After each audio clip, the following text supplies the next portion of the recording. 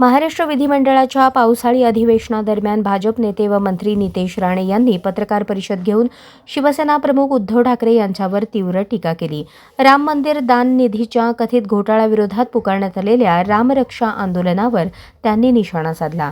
5 जुलै रोजी दादर येथील हनुमान मंदिराबाहेर जाहीर करण्यात आलेले रामरक्षा आंदोलन हे केवळ राजकीय नौटंकी असल्याचा आरोप राणे यांनी केला. या आंदोलनामागे कोणतीही प्रामाणिक भूमिका नसून जनतेची दिशाभूल करण्याचा प्रयत्न असल्याचे त्यांनी म्हटले. यावेळी राणे यांनी उद्धव ठाकरे यांच्या हिंदुत्वाच्या भूमिकेवरही प्रश्नचिन्ह उपस्थित केले. ठाकरे यांनी हिंदुत्वाचा मार्ग सोडला असून त्यांच्या राजकीय भूमिकेत मोठा बदल झाल्याचा आरोप करत त्यांनी जोरदार शब्दात टीका केली. या वक्तव्यामुळे राज्याच्या राजकारणात पुन्हा एकदा आरोप प्रत्यारोपांचे वातावरण तापण्याची चिन्हे दिसत आहेत. त्याच पावलावर चालण्याचं काम मुस्लिम लीगचा दुसरा भाग म्हणजे आता उबाटा हे राम मंदिराच्या निमित्ताने भाषा करताय. स्वतः मुख्यमंत्री असताना अजान स्पर्धा घेणारा हाच उद्धव उल हक आता मोठा आहे ना, मंदिरामध्ये जाऊन महाआरत्या करण्याची आठवण येते.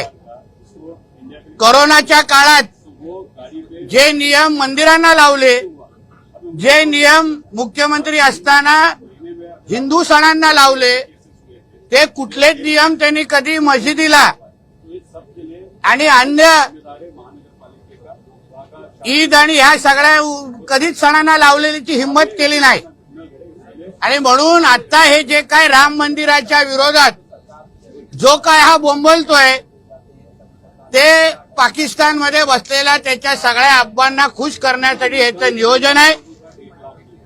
हिंदूंची बदनामी करणं, हिंदू राष्ट्राची बदनामी करणं, यासाठी ह्याच्यासारख्याच पाकिस्तानी एजंटला सुपाऱ्या दिलेल्या आहेत. आणि म्हणून आता राजकीय धर्मांतर झालं असलं तरी हिंदू राष्ट्राला बदनाम करण्यासाठी ही सगळी आता नवीन नौटंकी यांनी सुरू केलेली आहे.